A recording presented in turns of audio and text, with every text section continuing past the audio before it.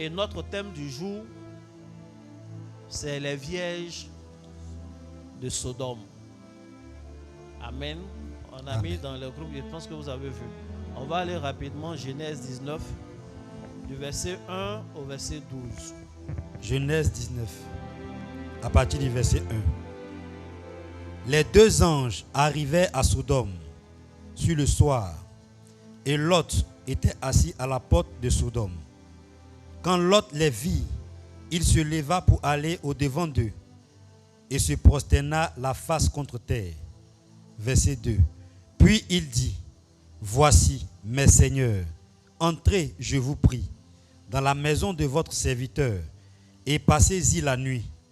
Lavez-vous les pieds, vous vous lèverez de bon matin et vous poursuivrez votre route. Non, répondit-il, nous passerons la nuit dans la rue. Mais Lot les pressa tellement qu'il vint chez lui et entrait dans sa maison.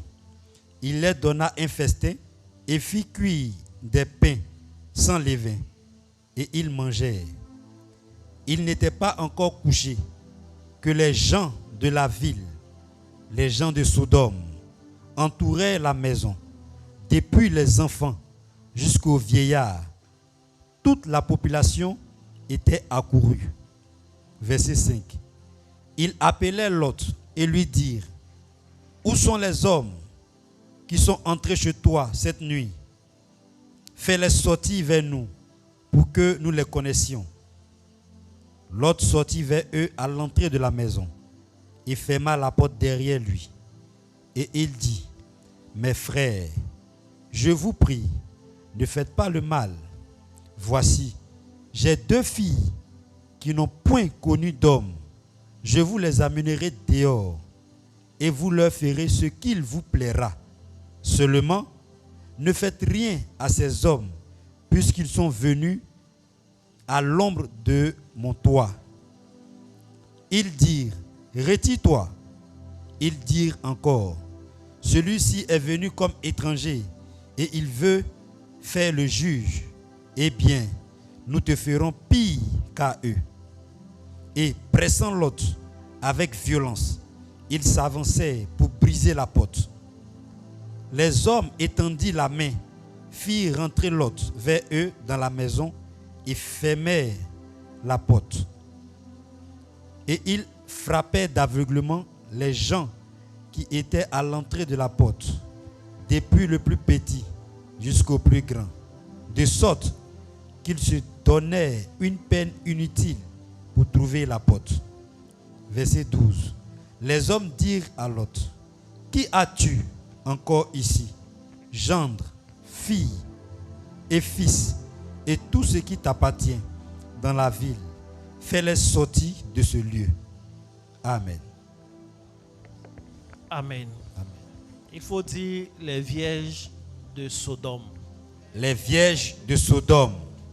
Bien-aimé, le passage de Genèse 19 qu'il vient de lire fait suite à Genèse 18, évidemment. Dans Genèse 18, la Bible dit, 3 hommes vont passer devant chez Abraham. Abraham va aller vers eux. Il va être bon vers eux. Il va exercer l'hospitalité. Il va leur donner à manger, laver leurs pieds, on connaît l'histoire. Leur donner de la crème faite du lait de ses brebis. Leur donner de la viande. Il prend soin d'eux. Et la Bible dit, au moment de quitter la maison d'Abraham, ils se parlent et ils disent, est-ce que nous allons cacher notre mission à cet homme qui a été bon envers nous? Et il parle ouvertement à Abraham. Abraham découvre que les hommes-là, effectivement, ne sont pas des hommes simples. Ce sont des anges de l'Éternel. C'est l'ange de l'Éternel et 2 autres anges. Et ils vont à Sodome et Gomorrhe pour détruire la ville et tous ses habitants. Or, il se souvient, lui, Abraham, qu'il a son fils, son neveu, qui habite dans l'une de ces villes. Il va commencer à intercéder.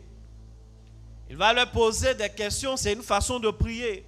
Il leur dit, mais s'il y a quand même quelques-uns qui sont justes dans cette ville, est-ce que vous allez pour autant détruire toute la ville? Vous n'allez pas épargner la ville à cause de ces justes, ou du moins épargner la vie des justes. Et si c'était même 100, et si c'était même 50, ainsi de suite. Et il parle avec les anges. Finalement, 2 anges se présentent à Sodome. Ce que je voudrais dire, c'est que à aucun moment, Abraham n'a fait sortir une photo de son téléphone pour montrer aux anges en leur disant, j'ai mon fils qui est dans Sodome. Si vous allez, faites attention à lui. Si seulement vous pouvez le sauver. Si j'ai trouvé grâce à mes yeux. On n'a pas lu que Abraham a donné une description physique de Lot. Il n'a pas eu le temps, l'occasion d'envoyer des informateurs vers Lot pour donner la description physique des hommes qui viennent. Et d'ailleurs, ces hommes-là peuvent prendre n'importe quelle apparence. Tantôt ils sont des anges, tantôt ils sont des hommes. Ils peuvent être de n'importe quelle apparence. Donc même si Abraham avait donné une description physique, ce n'est pas évident que Lot puisse les reconnaître. Donc Abraham a essayé d'intercéder. Les anges n'ont pas fait de promesses fermes et ils sont allés se présenter à Sodome. Ils sont rentrés dans la ville.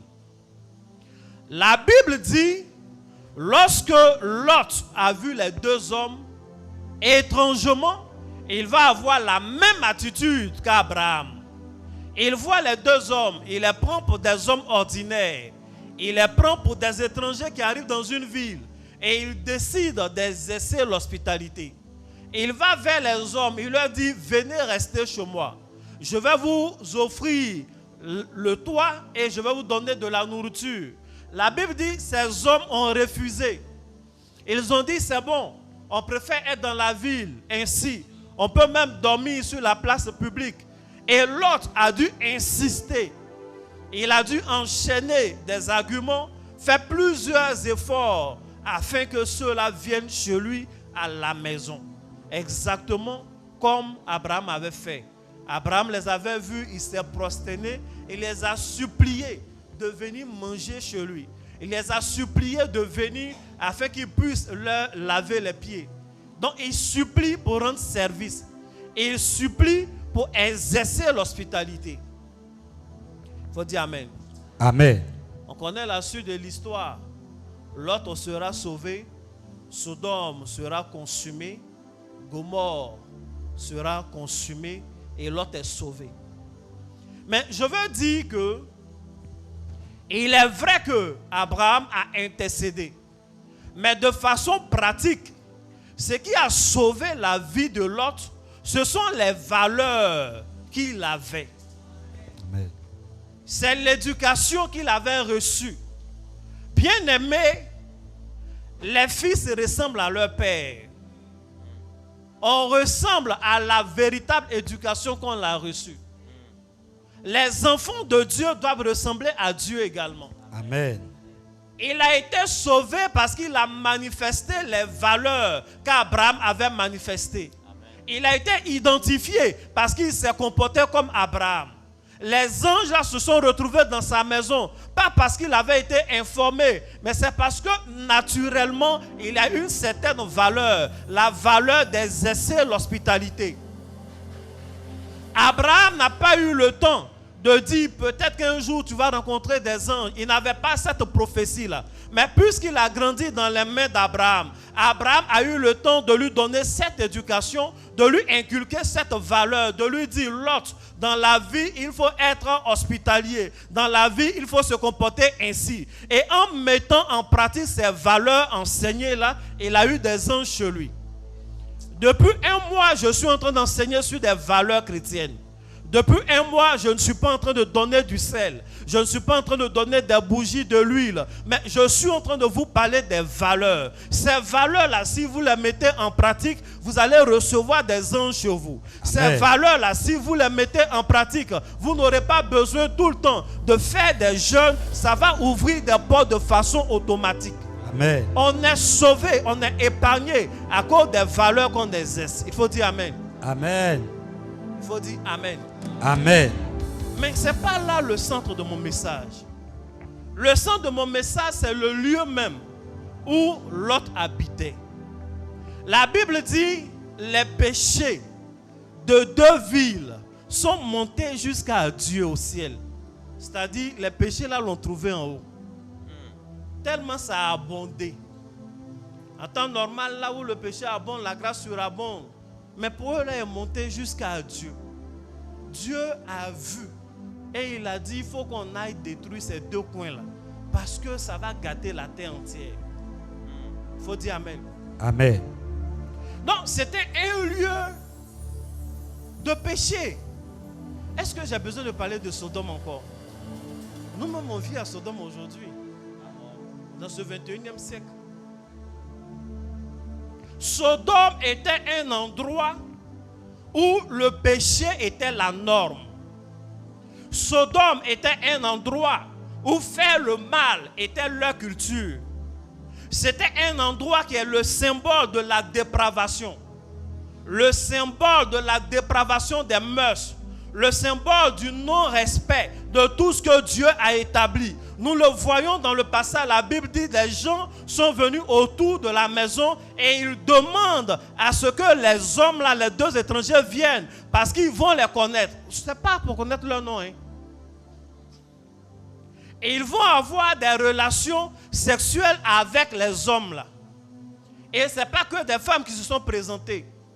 Et la Bible nous dit ceux qui sont venus autour de la maison, il y avait des enfants jusqu'aux vieillards. Donc c'est leur façon de faire. Ce n'est pas comme si c'était juste les enfants là qui faisaient et on va compter sur les vieillards pour leur donner des conseils. Ils sont venus avec leurs parents et ils disent qu'il faut faire sortir les 2 étrangers là, on s'intéresse à eux. Donc c'était leur culture.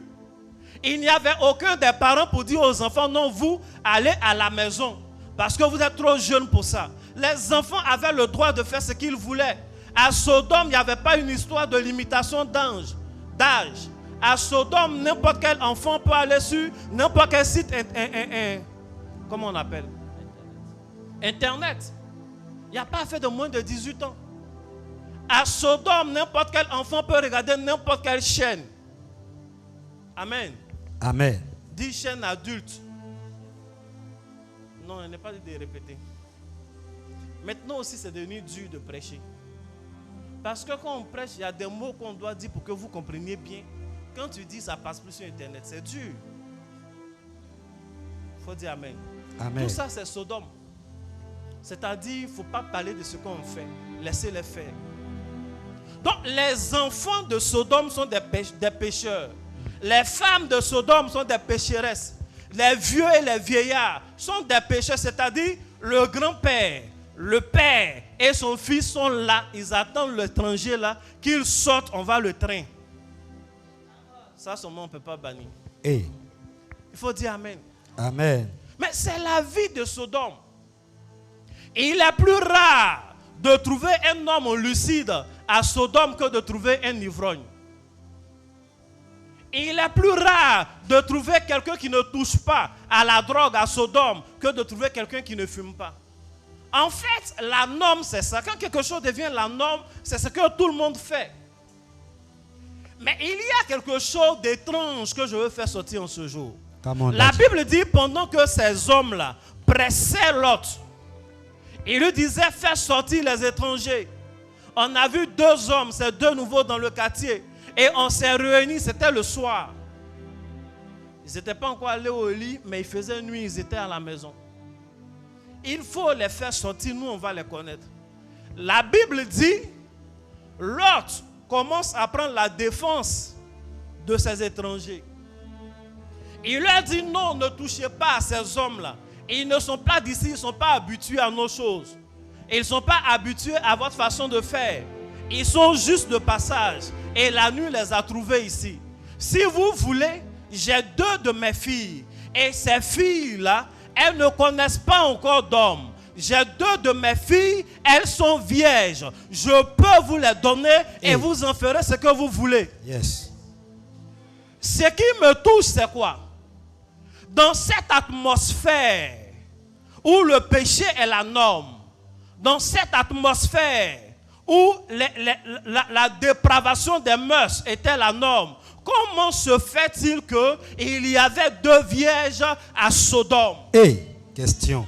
En temps normal, si on est à la recherche de prostituées, c'est à Sodome qu'il faut se rendre. Si on est à la recherche de braqueurs, c'est à Sodome qu'il faut se rendre. Mais on ne peut pas s'attendre à ce qu'il y ait à Sodome des personnes qui n'ont point connu d'homme. Il n'est pas normal, on ne peut pas envisager qu'il y ait à Sodome 2 filles. Elles sont jusqu'en 2, une grande sœur et une petite sœur. Elles n'ont jamais été touchées par un homme. Elles ne vivent pas selon leur dépravation. La Bible dit, elles n'ont point connu d'homme, elles sont vierges et elles sont au milieu de Sodome. Amen. Elles ont été capables de se garder pures. Elles ont été capables de marcher selon les règles qu'elles ont apprises, qu'elles ont reçues d'Abraham depuis le départ. Amen. Elles ont été capables de marcher à la lumière de la volonté du Dieu de leur Père. Elles ont été capables de marcher différemment. Je viens dire à une personne que la génération dans laquelle nous vivons est la génération Sodome. Les sociétés dans lesquelles nous vivons, c'est la société Sodome. On n'a pas besoin de se voiler la face. Comme on a dit. Peu importe. Allumez une télé, vous verrez qu'on a Sodome. Allez-y, regardez un clip et vous saurez qu'on a à Sodome. Discutez avec des jeunes gens. Vous verrez leur philosophie et vous allez réaliser qu'on est à Sodome. Mais mon message en ce jour est en un seul point. On peut être à Sodome et être vierge. Amen. On peut habiter au milieu de Sodome et ne pas se plier aux façons de faire de Sodome. Amen. On peut vivre au milieu de Sodome et ne pas avoir les mêmes pratiques que les gens de Sodome. On peut être vierge à Sodome. Amen. On peut être différent à Sodome. Amen. On peut être différent à Sodome. On peut être à Sodome et avoir nos valeurs chrétiennes à nous. Amen. La Bible dit dans Exode 23, verset 2, ne suivez pas la multitude pour commettre le mal. Ne suivez pas ce que tout le peuple fait. Il faut dire Amen. Amen. Je vais lire. Exode 23, verset 2. Ne vous laissez pas entraîner par une majorité à faire ce qui est mal. Et dans un procès, ne témoignez pas sous l'influence de la majorité si elle cherche à fausser le cours de la justice. Lis ta version. Amen. Exode 23, 2. Tu ne suivras point la multitude pour faire le mal, et tu ne déposeras point dans un procès en te mettant du côté du grand nombre pour violer la justice. Amen. Amen. Amen. La Bible dit on ne doit pas suivre. Ce n'est pas parce que tout le monde pêche autour de toi que tu dois pécher. Yes. Ce n'est pas parce que dans ta famille tout le monde se comporte mal que tu es obligé de te comporter mal. Amen. Ce n'est pas parce que dans cette génération personne ne craint Dieu que toi tu dois commencer à ne plus craindre Dieu. Ce n'est pas parce que les gens vivent comme ceux de Sodome. Tu peux être la vierge de Sodome. Amen. Tu dois être la vierge de Sodome. À Sodome, les vieux péchaient. Les jeunes gens péchaient. Et c'était difficile d'avoir une bonne référence. Mais quand même, en se référant à ce qu'elles ont reçu d'Abraham, en se référant à la valeur divine, elles sont restées intactes. Amen. Ce ne sont pas les hommes qui vont te juger. Ce ne sont pas les hommes qui sont notre baromètre. Le baromètre de ta vie, c'est la parole de Dieu. Amen. Et ce que la parole de Dieu interdit, cela est interdit même si on a Sodome. Amen.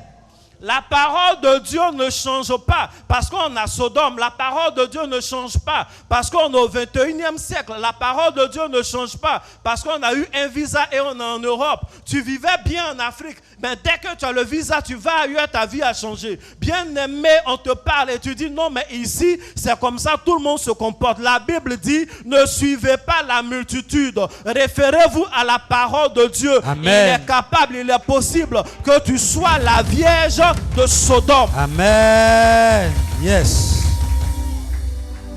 En ces temps, nous devons imposer l'onction pour la différence. Yes. Nous devons manifester l'onction de la différence. En ces temps où l'hypocrisie est devenue la norme, tu peux être une personne sincère. Amen. Ce n'est pas parce que tout le monde vole dans ta société que tu es obligé d'être un voleur.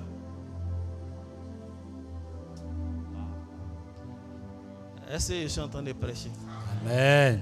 2 jours là même, il ne prêche pas bien. Come on, Daddy. Je dois refaire mes cours pastoraux. Avant quand il prêchait, c'était chic, les gens acclamaient. 2 jours là, il prêche même. Acclame Jésus. Hey.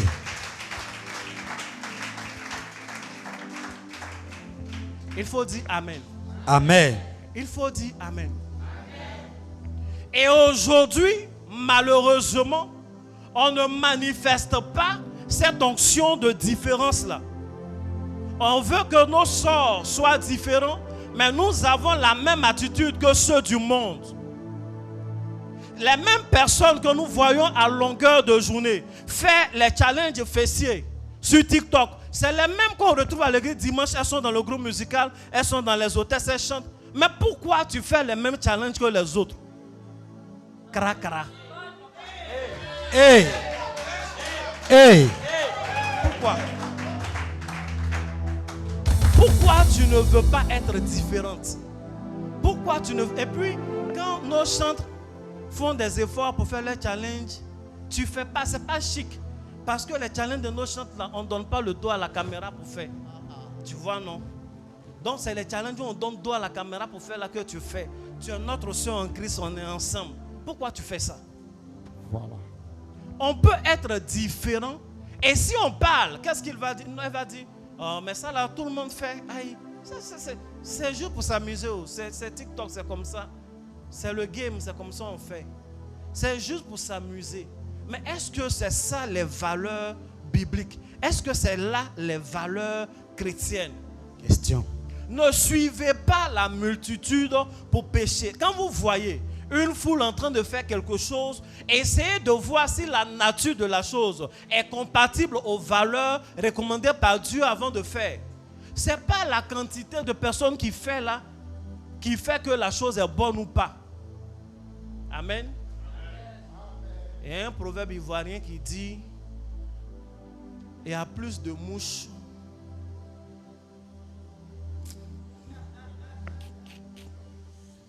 Amen. Amen. Amen. Il y a le proverbe même là aussi. Il y a plus de mouches sur caca que sur croissant. Non, c'est pas parce que tu vas voir plein de mouches, tu vas te dire, ah, c'est là-bas qui est bien, il y a du monde. C'est un monde de mouches. Est-ce que toi tu es une mouche? Il ne faut pas aller là-bas. Il faut t'intéresser au croissant. Amen. Avance, papa. Amen. Maintenant, évacue cette image de ta tête. Il y en a qui sont bloqués sur l'image. Parce qu'il y a plein de mouches là-bas.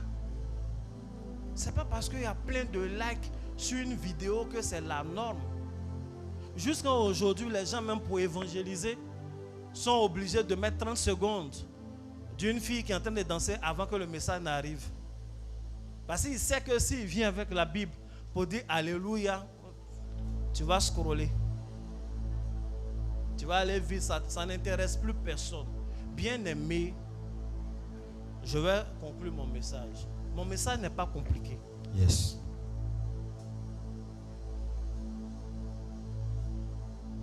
Et il est possible que nous soyons des vierges à Sodome.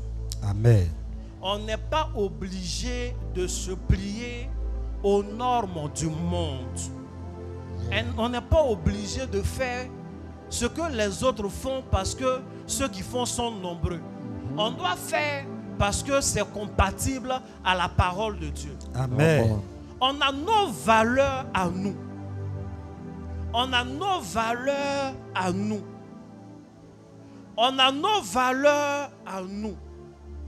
On a nos doctrines. On a la parole de notre Père à nous. Qui est la parole de Dieu. On n'est pas animé par le même esprit. Et aujourd'hui, En fait, c'est le même argument qui revient. Mais ça là, tout le monde fait. Bien-aimé, ne fais pas quelque chose parce que tout le monde fait. Il faut faire quelque chose parce que c'est compatible à la parole de Dieu. Amen. Il faut dire Amen. Amen. Aujourd'hui, malheureusement, on fait des choix. On aime l'onction de Dieu, mais on n'aime pas ce genre de message que je suis en train de prêcher.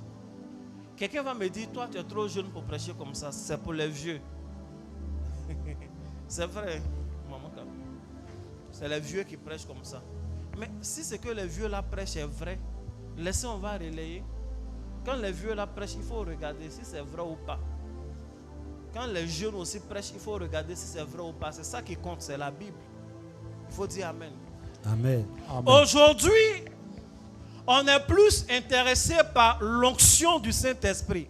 Bien-aimé, tu ne peux pas être intéressé par les dons de l'Esprit et ne pas aimer le fruit de l'Esprit. Le même esprit qui donne la parole de connaissance, c'est le même esprit qui donne aussi les fruits de l'Esprit. Le fruit de l'Esprit. Mais on adore les dons de l'Esprit et on aborde le fruit de l'Esprit. Comment nous sommes arrivés à cela? Comment on arrive à aimer le don de prophétie et en même temps on s'en fout de la tempérance? Comment on peut aimer, on prie, on veut le don de guérison, mais en même temps on s'en fout de tout ce qui est fruit de l'esprit? Le fruit de l'esprit, c'est pour les faibles. Je n'ai pas besoin d'être amour. Comment le même gars qui est oint, qui prophétise avec exactitude, le même gars n'a aucune maîtrise de soi? Toujours en colère. Il lance... Hey. Oh. Mais le même Saint-Esprit là, quand il vient, il te donne le don là, il te donne aussi le fruit. Il donne. C'est parce qu'on n'aime pas le fruit, non, on n'entretient pas, ça meurt vite. Il faut dire Amen. Amen. Amen. Il faut bien dire Amen, c'est qu'il dit. Amen.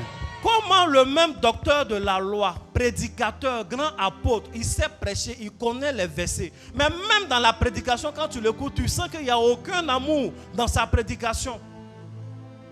Prêche comme ça, durement, il n'aime personne. Tant que tu n'es pas, vous ne portez pas le même logo, il s'en fout de toi.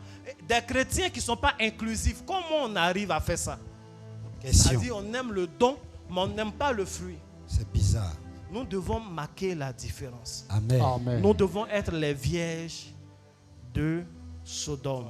Amen. Acclame la parole du Seigneur. Yes. Acclame Jésus. Amen.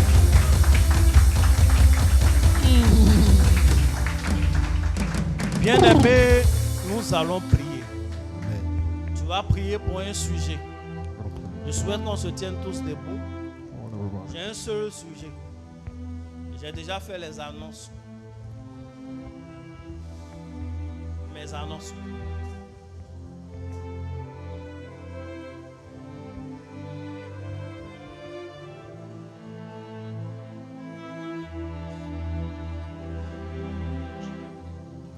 Marcher selon la parole de Dieu ne fait qu'à arranger l'enfant de Dieu lui-même. Amen. Quand tu marches selon la parole de Dieu, ça ne change pas Dieu. Ça ne va pas le rendre plus Dieu. Si tu ne marches pas selon la parole de Dieu aussi, ça ne va pas rendre Dieu moins Dieu. Dieu est toujours Dieu. Amen.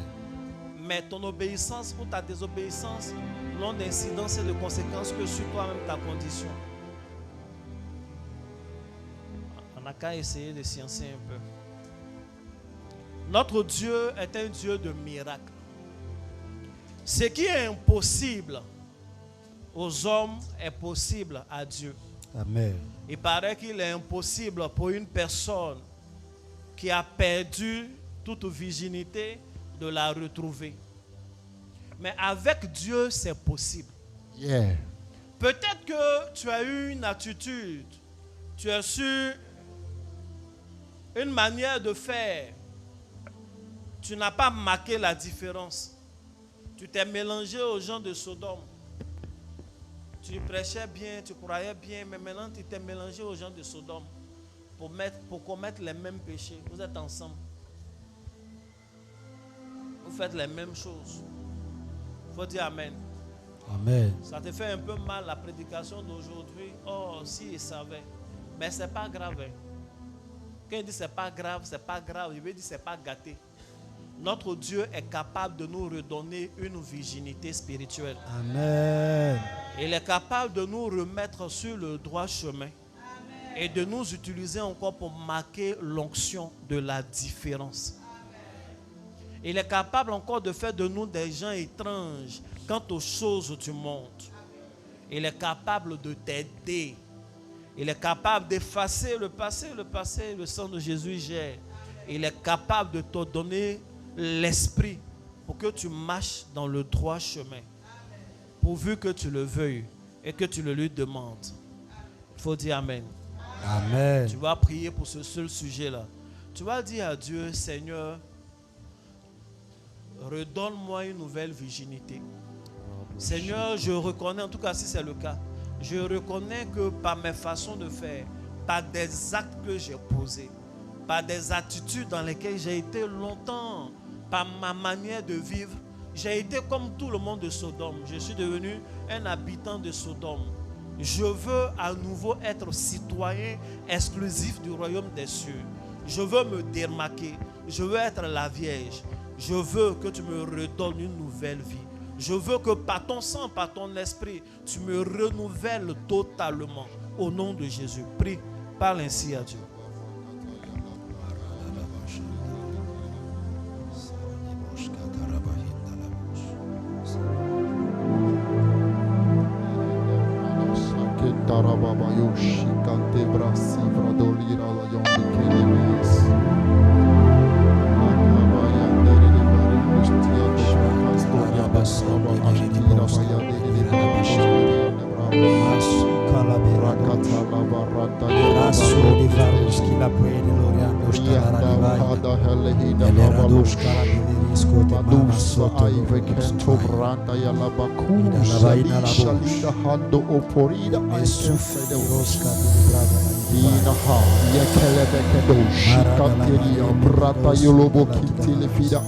Seigneur, donne-nous des virginités spirituelles.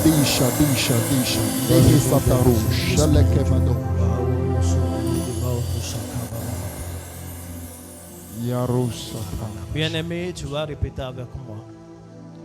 Seigneur Jésus, Seigneur Jésus, ta parole est ma norme. est ma norme. Ta parole est la lumière sur mon sentier. est la lumière sur mon sentier. Et une lampe à mes pieds. Et une lampe à mes pieds. Je sais Je sais que je me suis écarté que je me suis écarté du droit chemin. du droit chemin. Seigneur, Seigneur, je me suis éloigné je me suis éloigné des valeurs chrétiennes. des valeurs chrétiennes. Je me suis laissé influencer. Je me suis laissé influencer. Mais en ce jour, je prie je prie que par ta puissance, que par ta puissance, au nom de ta grande miséricorde, au nom de ta grande miséricorde, tu me renouvelles totalement. tu me renouvelles totalement. Tu me renouvelles totalement. Tu me renouvelles totalement. Renouvelle-moi totalement. Renouvelle-moi totalement. Redonne-moi une virginité. Redonne-moi une virginité. Et marque-moi Et marque-moi de l'onction de l'onction pour faire la différence. pour faire la Je différence. veux être un ambassadeur Je veux être un ambassadeur de ta gloire. de ta gloire. Je veux être un ambassadeur Je veux être un de ambassadeur tes principes. de tes principes. Je prie, Seigneur, Je prie, que Seigneur, ton esprit que ton esprit m'en donne la force. me donne la force. C'est toi, Seigneur, C'est toi, Seigneur, qui produit en nous qui produit en nous le vouloir le vouloir et le faire. et le faire. Qu'il en soit ainsi pour Qu'il moi. en soit ainsi pour Au nom tous. de Jésus-Christ. Au nom de Jésus. Christ. Amen. Amen. Acclame puissamment Alléluia. bien Jésus. Hey. Acclame bien Jésus. Assois-toi royalement. Roche.